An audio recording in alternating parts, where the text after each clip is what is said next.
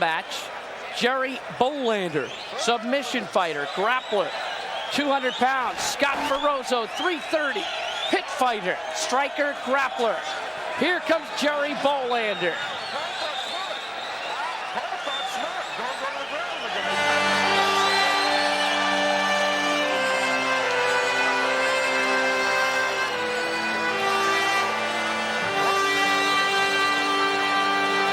Jerry Bohlander from Lockford, California, part of the group from the Lion's Den, the Ken Shamrock group.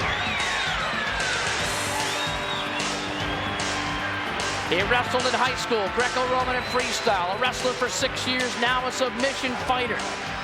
He is a grappler coming from shoot fighting, an experienced wrestler. Look for him to be strong on the ground. He's young with limited fighting experience. That could pay a price. He favors submissions over striking, and he feels one of his best assets is his conditioning, a Ken Shamrock product. He's got technical skills in submission, says Frank Shamrock, who is now the king of pancrase in Japan. Bohlander's opponent is Scott Ferrozzo.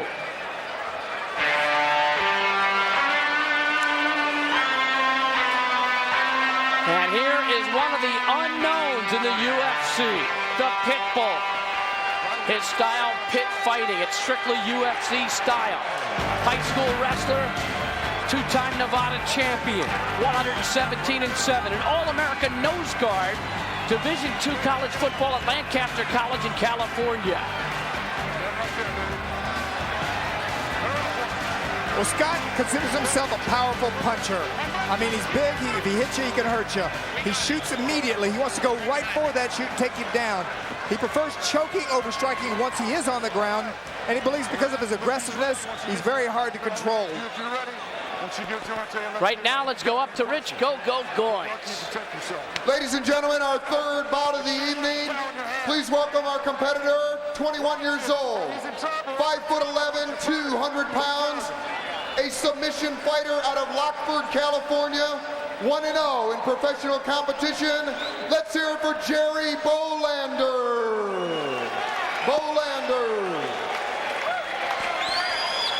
And his opponent, a pit fighter out of Las Vegas, Nevada.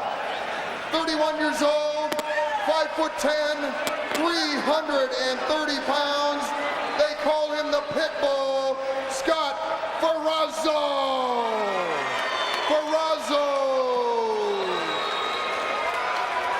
Well, here's a look at the tail of the tape in this David versus Goliath format. Ferrozzo is huge. 330 pounds versus Bohlander at 200. The disciplines, pit fighting, shoot fighting, but Bohlander really has changed over to overall submission fighting. Ferrozzo, 10 years older, not much of a differential in height. Weight is where it happens. California and Nevada, two West Coasters here. The Pitbull, confident, charming. Let's see if he backs up his words. He says he will bring this fight to the next level. Big John McCarthy will start it up. Are you ready? Let's get it on! And we're underway. Ferrozzo a little late coming out of the corner. He's wearing those open gloves that Tank Abbott wears. Boy, good kick. Here comes Ferrozzo. Well, that's the problem with throwing those leg kicks. You're open for grappling, you're also open for punching. Ferrozzo landed a couple left, and now Bohlander lands the right. Just a straight throw, no impact there, but there's impact. Wow. Whoa. Somebody's bleeding. And it's Scott Ferrozzo. He's bleeding above the left eye. Ferrozzo threw him with tremendous strength. Well, short, stocky body, it's hard. It's very easy for him to get anybody over his center of gravity. Now the question is, will it be the wrestler or the submission fight? Well, there's the choke. He's trying to choke here, but I'm sure Shamrock has schooled Jerry Bohlander in how to counter that. Right, he's got his arm working its way in there right now, yeah. And now Ferrozzo just using that outright weight. I like what Bohlander did, go up against the fence and let Ferrozzo there have to expend energy into the fence as opposed to Bohlander having to hold himself up. Nice knee attempt. Ferrozzo showing a lot of different tactic here. Bohlander's hanging tough. I would not want to wrestle with Scott Ferrozzo under these kind of conditions because he is so short, it's hard to do anything to him. If he crouches over, you got about a foot window to try to get underneath him to attack the legs. And look at his upper body and size. It's been very difficult to manipulate him openly with grappling skill. And right now it's the leaning weight of Ferrozzo up against Bohlander. Bohlander with a headbutt. Oh, a knee by Jerry Bohlander. Looking in there for the choke now. The head exposed of Scott Ferrozzo if he can work his arm in there. And look how poised Jerry Bohlander is. Very much so. He's just leaning against him with his weight. You know, I don't see him panicking like some fighters. He's climbing the octagon. The fence has been raised by 6 inches to protect against the taller fighters. Smart move by Jerry Bohlander. You can go ahead and you can grab that singlet that Ferrozzo's wearing and use it for leverage. Jerry wants to choke. Not much of a neck there to choke, though. He has to get that really clean. Knee by Ferrozzo. Ferrozzo looks like he's just trying to pin him into the fence here and keep him from moving. And again, he's trying to stay upright to keep that choke from becoming really effective. Bohlander holding the poise. Amazing the size of the back on Ferrozzo. I mean, you know, I don't see myself being a college wrestler. I never went up against anybody with that kind of size. I don't know what he's going to be able to do. Elbow to the back by Bohlander, trying to loosen him up. He spit out his mouthpiece. I wonder if that's just due to air. It's very hot in here. Very often that's an indication. Now throw by Ferrozzo. Tired. And he's going right to the guard. Let's see what kind of tactic Ferrozzo uses here in the guard position. Bohlander pops with his right hand. Let's see if Ferrozzo tries to get that right hand free. He's got to be very leery of the fact that Bohlander can choke him out, though. With those gloves on, it'll be difficult for Ferrozzo to choke Bohlander out. Looks like he wanted a strike coming into this. I tell you, this is not the position David should be in with these Goliaths underneath him. Royce Gracie might disagree with you, Don, but I kind of agree with you. Unless you know you are 100% confident in that position, having a big man on you, one mistake, and you could be accepting a barrage. Right. 130-pound difference, headbutt by Ferrozzo. And we don't know these athletes. These are really the first time we've had a chance to see them in actual UFC competition. And Ferrozzo is showing some diversity. Certainly is. He's playing the guard here, staying balanced, not committing any mistakes, keeping up by the head of Bohlander.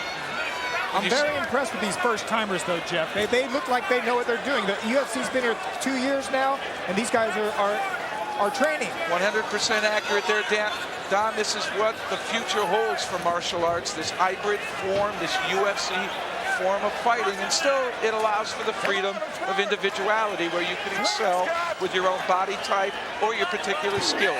Another headbutt by Ferrozzo. He can deadlift 700 pounds. He is a strong guy, although he's only 5'10", 330. And his dad played the NFL for the Vikings. So he comes from an athletic family. His frame may not look it. What about Bohlander now, Jeff? Oh, referee John McCarthy's going to separate the fighters and restart them. No, it might be a cut. And now the doctor's being called over. The clock will continue to work. They're going to call over the doctor. Steve Goodman will take a look at that cut on Big Scott Ferrozzo. Is it superficial or is it deep? And one has to wonder, is Ferrozzo here in shape? He was down on the ground. When he's on his feet now, we'll have a better idea as to his conditioning by the footwork that he has and the balance that he maintains while trying to come back here and fight in a standing position with Bohlander. He has been cleared to go back in there. Bohlander, quick talk with Frank Shamrock, and he's back out there. And he's not breathing hard at all. Big swelling left eye, just under the left eye of Ferrozzo. Huge mouse now developing. Bleeding from the left ear of Bohlander. Here comes the rush. Oh, a right hand again by Jerry Bohlander. Look at the power of Ferrozzo just driving him into that fence.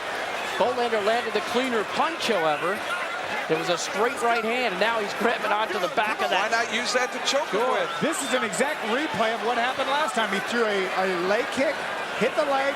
The guy threw him up against the Ferrozzo, threw him up against the fence, and that's where they stayed. And that's exactly what he's doing with that singlet arm that comes up with the strap that comes up over the right arm of Ferrozzo. He's pulling it along the side. That's cutting the carotid on that side, or at least impairing it. But if you can get it around the front of Ferrozzo's neck, then it could be used for a choke.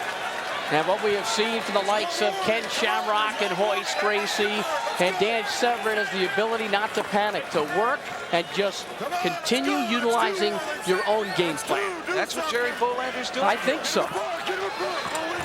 And now Big John McCarthy They're separating going to just the start him fighters. again in the middle. Another restart. Frank Shamrock climbs all the way up to the top of the octagon to talk quickly. Here we go. They started again. Here they go again. Again, the rule is if they maintain a position, it's almost like a stalemate in wrestling, it's called, where neither wrestler can improve their position. They bring them back to the center, start them on their feet. Here they bring them to the corners and start them in the standing position. John Longstreet, Shelly Eichhoff, Darren Gray are the trainers for Ferrozzo. Bruce Buffer and John Longstreet are the managers. And the David here doing a great showing against the Goliath. The David looks less for the wear and tear. He looks fresher than Ferrozzo. And right now, Ferrozzo is doing what a nose guard does. He just comes off the ball and comes at you and knocks you up against the fence, and that is all. I don't think there's a lot of technique there. He does have good wrestling ability. He's very difficult to off balance. And with that power, it's even better. He just pins him up against the fence. But here where it shows, he doesn't have an offense. He doesn't do anything after that. He doesn't have an offense. 2 minutes. 2 minutes to go left in this 10-minute quarterfinal bout. So far, Don Fry and Paul Varlant have advanced in this David versus Goliath tournament. Bohlander has landed good, clean, short right hands against that eye of Ferrozzo. That's where the cut came from. That's where the bleeding's coming from. A little foot stomping from Ferrozzo, a la Marco Huas, who started that trend in Buffalo in UFC 7. Jerry's been watching tapes, obviously. Hey, I think the tapes are out there, and everybody is adopting this form of hybrid style. Cross-train. Pick out the stuff that works for you, discard the rest. 90 seconds or less remaining. Bohlander very, very strong for 200 pounds. He's only 21 years of age, and he's showing it. And Bohlander pulls down Ferrozzo. Oh, this could be a choke right here. Oh, he let it go. He had a guillotine choke, and he let it go. But it's still in there. He's still got it. His arms are locked. He needs to arch his back and thrust his hips forward. That is it. He got it. He tapped him out. The David wins. What a performance by Jerry Bohlander. Ferrozzo is okay. Bohlander got in the choke. He missed it, as you said, Jeff, the first time, but he still had it. Without a doubt, he knew what he was looking for up against the fence. And when Ferrozzo dropped both his arms, that made it easy for him to go ahead, sink that guillotine choke, and make his opponent submit. 9:05 by submission, and I got to believe another